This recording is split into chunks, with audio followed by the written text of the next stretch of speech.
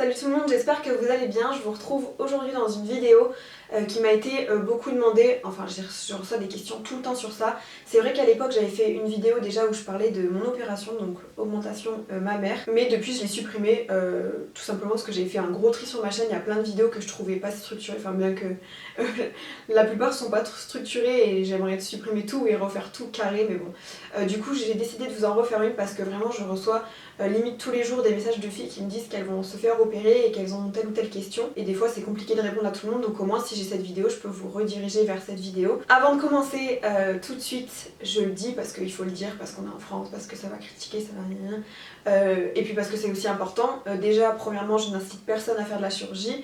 Moi ça a été longuement réfléchi et ça faisait très longtemps que je le voulais. On ne fait pas ça du jour au lendemain, il faut bien que ce soit réfléchi. Je vous invite à aller voir la vidéo sur mon nez et vous allez comprendre que là j'ai limite regretté. C'était vraiment lourd et très long et à refaire, je pense même pas que je le referai. Par contre la poitrine j'en suis hyper contente, mais comme je vous dis ça reste personnel. Il faut que ça soit mûrement réfléchi et que ça soit sûr.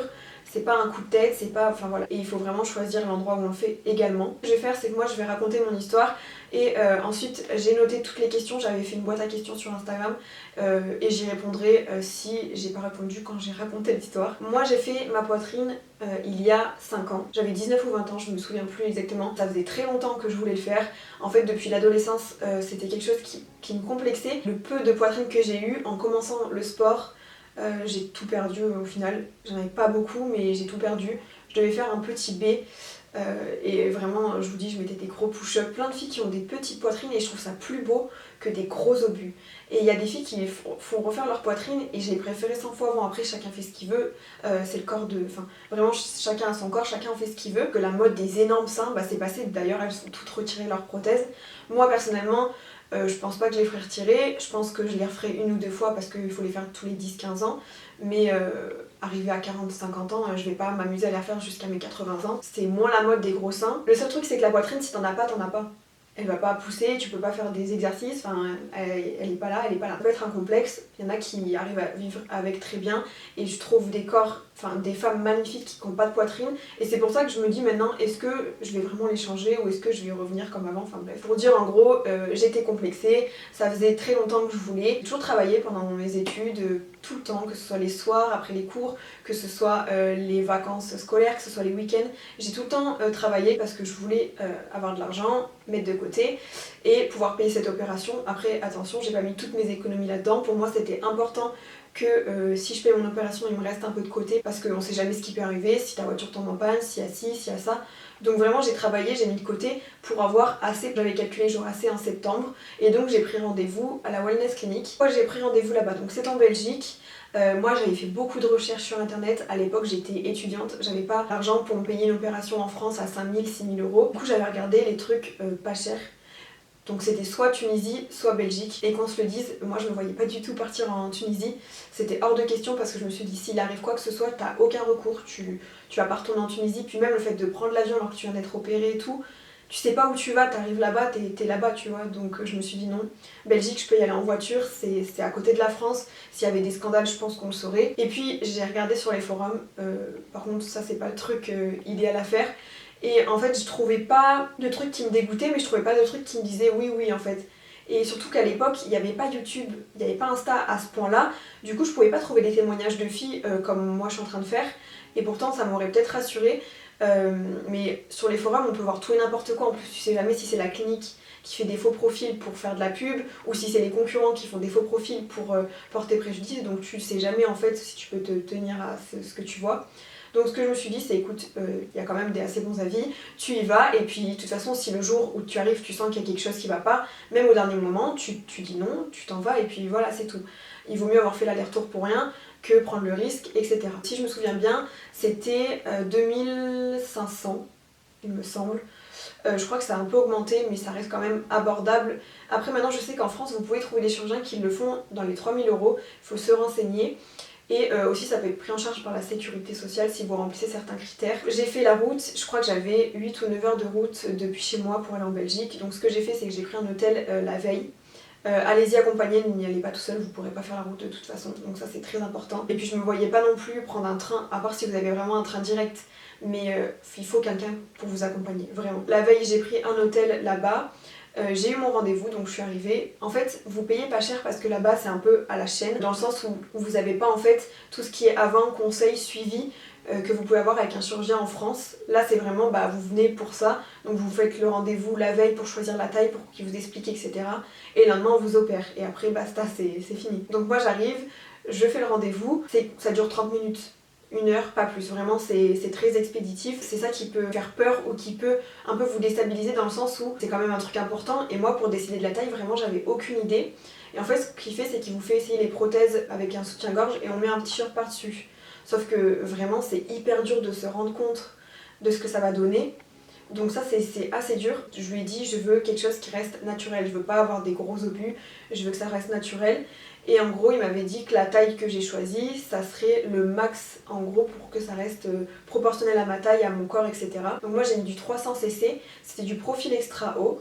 Donc profil extra haut, en gros, ça veut dire que vous avez votre prothèse ronde de face, vous la mettez de profil, et en gros c'est le bombé de la prothèse. Donc il va y avoir des prothèses un peu plus écartées, mais du coup plus plates, et des prothèses moins écartées, mais du coup plus bombées. Et pourtant ça sera la même, ce sera 300 pareil, mais proportionné différemment. Ça, j'avais pas pu choisir, il m'avait dit c'est profil extra haut. Je sais qu'il y a des chirurgiens qui travaillent qu'avec une sorte de prothèse, et qu'avec ci, qu'avec ça. Et moi j'étais partie pour faire sur le muscle, parce que j'avais lu que sous le muscle c'était hyper douloureux, nanani.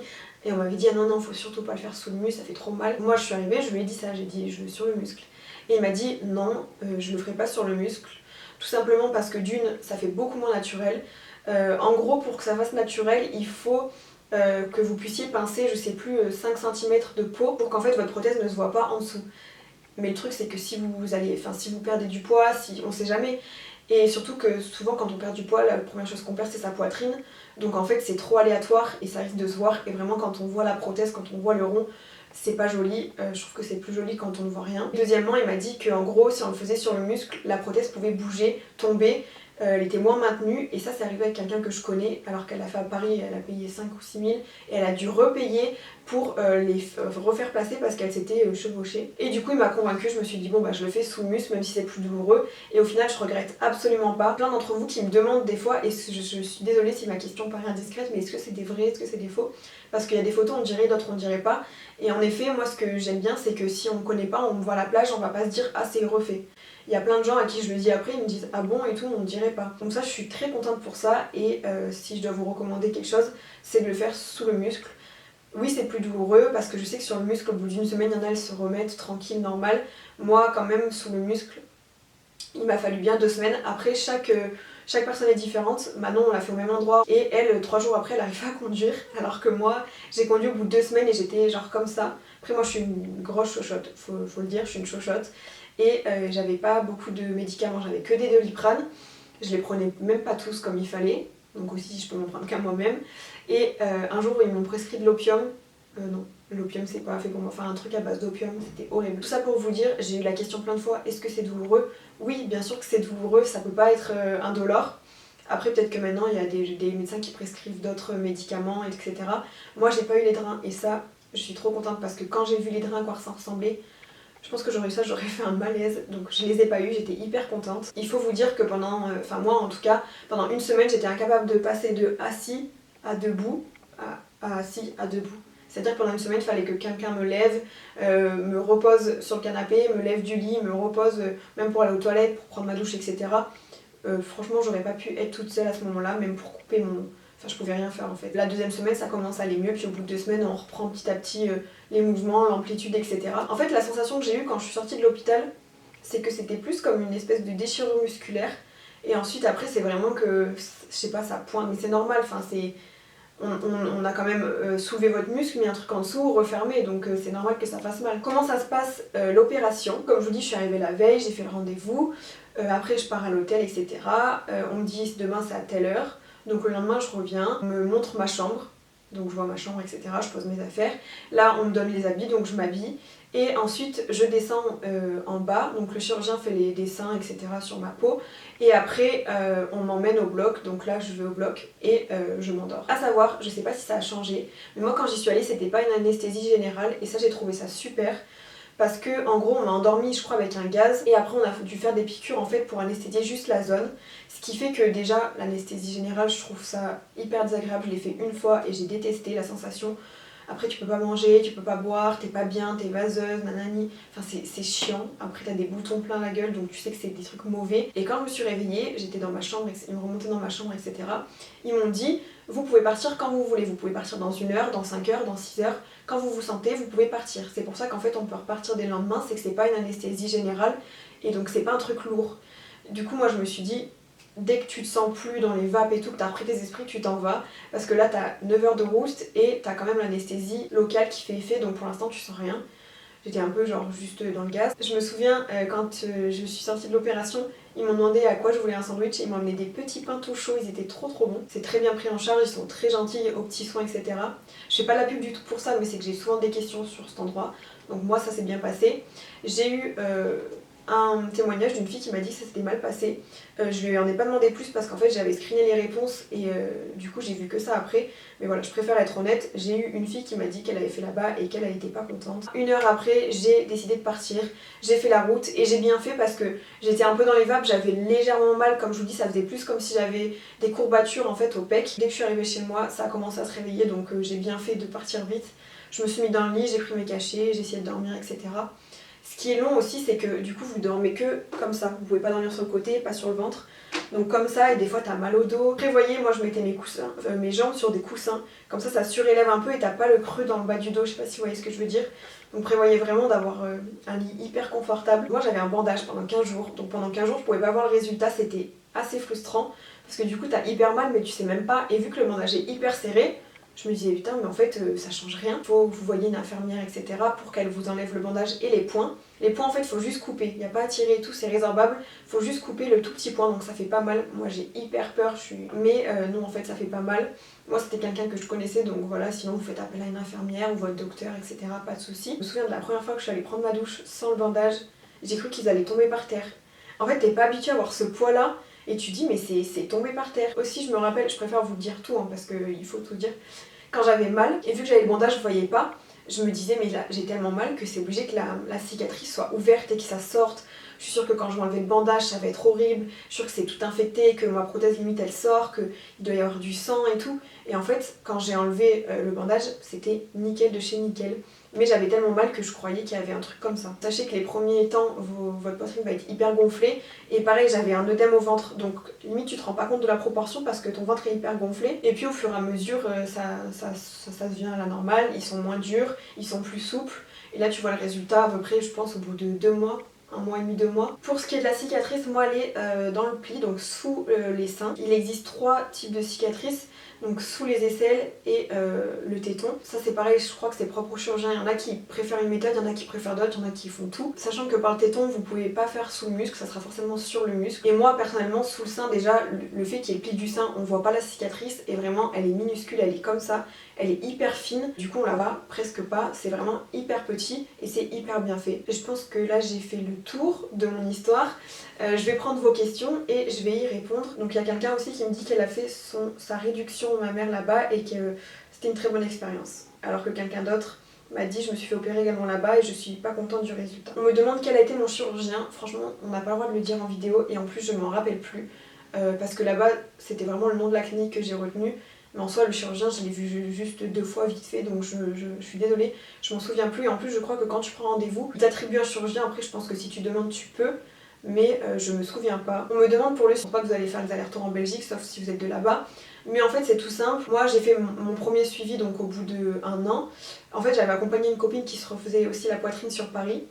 Et du coup j'en avais profité, j'ai dit est-ce que vous pouvez m'ausculter, juste me dire que tout va bien, il m'avait dit que c'était très bien, machin et tout. Pareil la deuxième fois je l'ai fait parce que j'avais fait un peeling, mais c'était il y a hyper longtemps, c'était il y a 2-3 ans je crois. J'avais fait un peeling chimique et en fait c'était un chirurgien qui faisait aussi l'opération et tout. Donc je lui avais demandé est-ce que vous pouvez ausculter. Je pense qu'au bout de 10 ans j'irai voir un chirurgien, tout simplement vous tapez sur internet, vous prenez quelqu'un qui a des bons avis dans votre ville et vous faites le suivi, ça coûte 50 € si vous allez juste pour ça. Et si vous y allez comme moi avec une amie ou pour autre chose, vous pouvez en profiter, peut-être qu'il vous fera pas payer juste parce que c'est juste en gros regarder, c'est comme quand on va chez la gynéco et qu'elle regarde pour s'il n'y a pas de cancer etc. En gros au bout de 10 ans tu dois faire une écho pour voir comment sont tes prothèses. Donc ils disent qu'il faut les changer tous les 10 ans mais moi je connais une fille, ça fait 15 ans qu'elle les a, elles sont nickel. En fait avec cet écho ils vont voir l'état de la prothèse, s'il y a eu des coques autour, des choses comme ça. Selon l'écho on va dire bah oui il faut les changer ou non en fait c'est bon, elles sont en très bon état. Ensuite de ça, à partir de 10 ans, c'est tous les ans que tu dois les voir pour te refaire ausculter et voir où ça en est. À savoir aussi qu'avant, une prothèse quand ça se rompait, tout le liquide se diffusait dans votre corps. Maintenant en fait même si ça se perce, en fait c'est du silicone mais cohésif, du coup il n'y a rien qui fuite. En fait il m'avait montré une ouverte et vraiment ça coule pas en fait, c'est tout cohésif. On me demande de quelle base je pars, donc ça c'est important que vous mettiez en tête parce qu'il y a plein de filles qui me demandent quelle taille t'as parce que j'aime trop le rendu sur toi. Ne vous fiez pas du tout à la taille sur les autres. Moi quand je suis arrivée je lui ai dit je veux un bon essai, il a dit c'est pas comme ça, on parle en taille de 200, 300, 400, 350 etc. C'est pas je veux ce bonnet là donc je vais te mettre tant, t'auras ce bonnet là. Il faut se dire que déjà vous avez à la base une poitrine, qu'elle soit existante, inexistante, dans les deux cas ça va jouer sur la taille finale que vous aurez, sur le rendu final que vous aurez. C'est pas parce qu'on va au même endroit que la personne, qu'on choisit les mêmes prothèses exactement tout pareil, qu'on aura les mêmes seins. Parce qu'il faut déjà se dire à la base comment vos seins étaient, comment votre morphologie est, dans le sens où moi j'ai mis 300, moi j'ai un petit buste donc 300 ça c'est très bien pour mon buste. Si j'avais mis 200 ça serait minuscule au milieu de mon buste, si j'avais mis 400 ça serait énorme, ça dépasserait de mon buste. Mais quelqu'un qui fait la même taille, le même poids que moi, peut très bien avoir un buste beaucoup plus large ou beaucoup plus fin, et du coup le rendu sera totalement différent. Donc il y en a plein qui, je réponds à chaque fois, hein, mais ça ne sert à rien vraiment de vous caler sur ça en vous disant quelle taille elle a mis, quelle taille elle fait, quel poids elle fait. Parce que comme je vous dis, j'ai regardé, et vous le ferez aussi, je vous invite à le faire, c'est sur des forums ou partout, de regarder avant-après et les tailles qu'elles ont mis, et vous verrez que si on prend plein de filles qui ont du 300, ça fera jamais le même résultat et la même taille à la fin. Donc vraiment, il faut vraiment que vous ayez conscience de ça, c'est qu'il faut choisir une taille qui vous va à vous, pas qui va bien sur une fille qui fait le même poids que vous. Voilà, c'est tout. Je préférais le dire parce que même moi au début j'étais pas au courant de ça. Quand je vois mes copines qui l'ont fait, on a des tailles totalement différentes, ça fait des rendus différents. Mais voilà, faut vraiment se rendre compte de ça. Je pense que j'ai fait le tour. Si j'ai oublié quelque chose, je vous invite à le laisser en commentaire et j'y répondrai. J'espère que cette vidéo vous aura plu, mais au moins vous aura informé. Et je vous dis à très bientôt pour une prochaine vidéo.